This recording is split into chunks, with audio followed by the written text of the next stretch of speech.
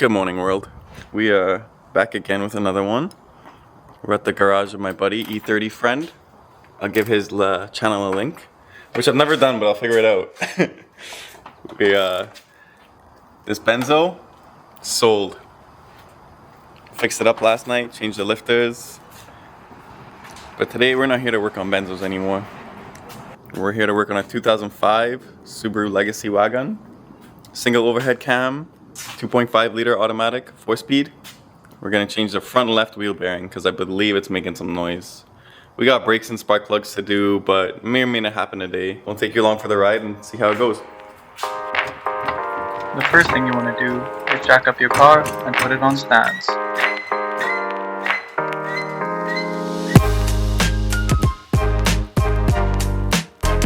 Once the car is secure, go ahead and take the 19mm wheel nuts off.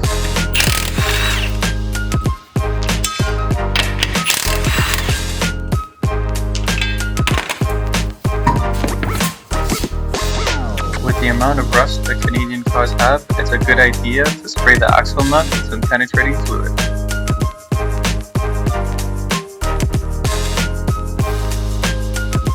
Next, using a 32mm socket, remove the axle nut.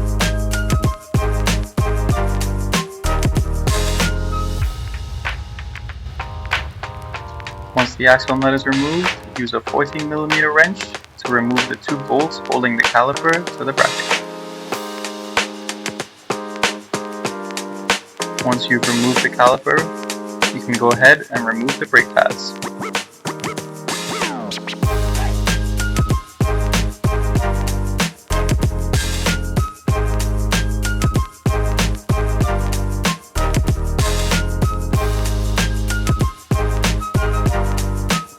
With the brake pads removed, the next step is to remove the two 17mm bolts holding the caliper bracket to the steering knuckle.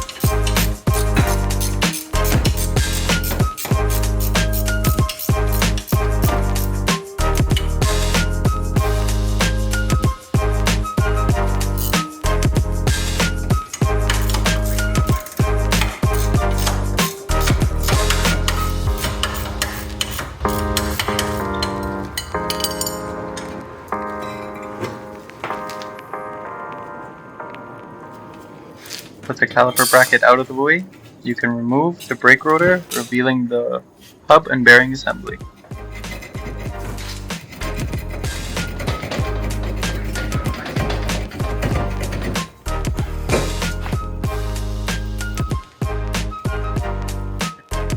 One of the last steps in the removal process is to go beneath the car and remove the four 14mm bolts holding the bearing to the steering knuckle assembly. This process is easier if you have a friend for moral support.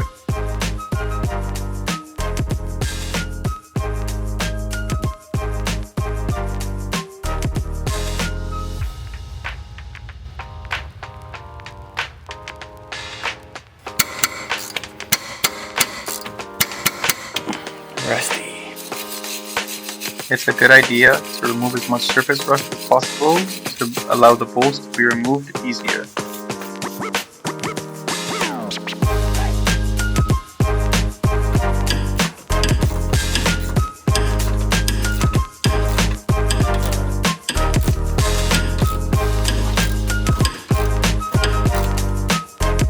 With all four bolts removed, the next step in the process is to take a hammer and tap the bearing out of the knuckle.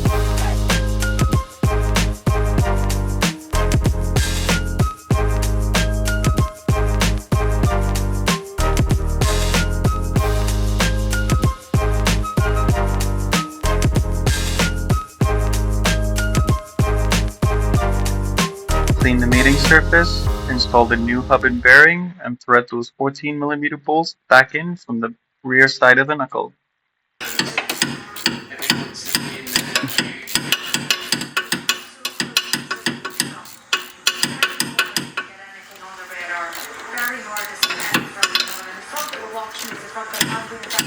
So we're on the way to get the parts for the front brakes because the wheel bearing didn't fight us for being a 2005 rusty Subaru.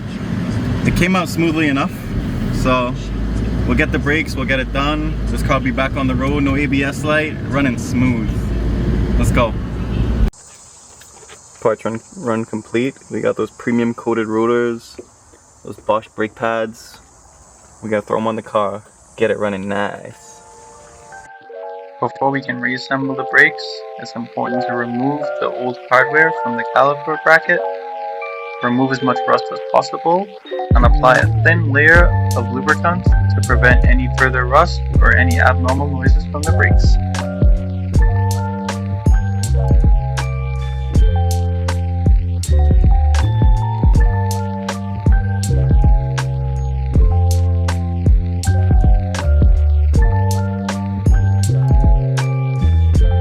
Once you've done this, install the anti-vibration shims and let's move to the car.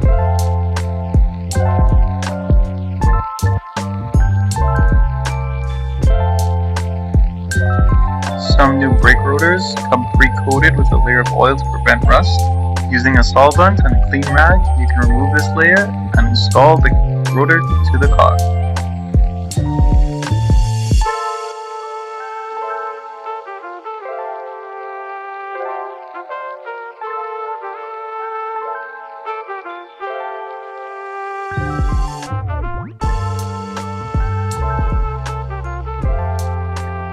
Once the rotor is installed, the next step is to put in the caliper bracket and thread in those 17mm bolts.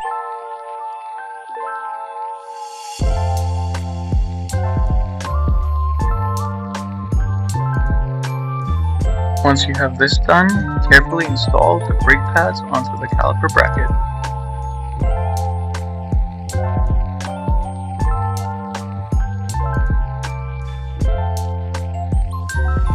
The last step is to reinstall the caliper, tighten the last 14mm bolt, and don't forget to pump the brakes.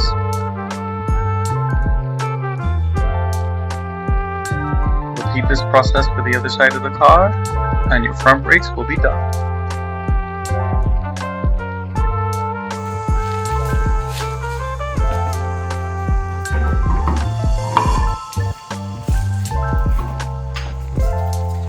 Put the wheel back on the car, thread the lug nuts onto the hub, and lightly tighten them using the gun.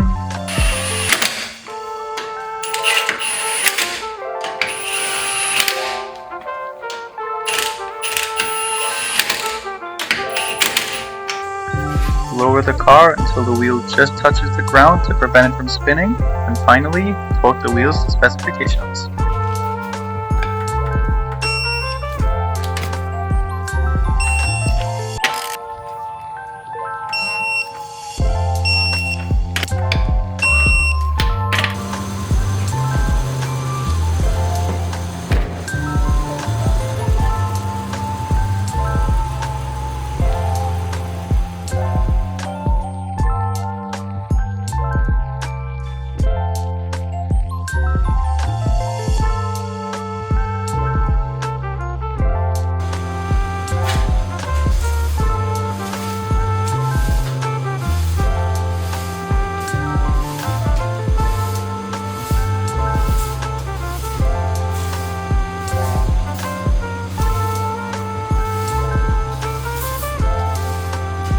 We got the car all done, wheel bearings done, front brakes are done. I did spark plug, which I didn't record because I was running out of time, but she's done, up and running. We're gonna go for a little test drive, retorque the wheels when we get back. We clean the shop up, and that's it. Another job well done. Appreciate you for hanging out, and on to the next one. Let's go.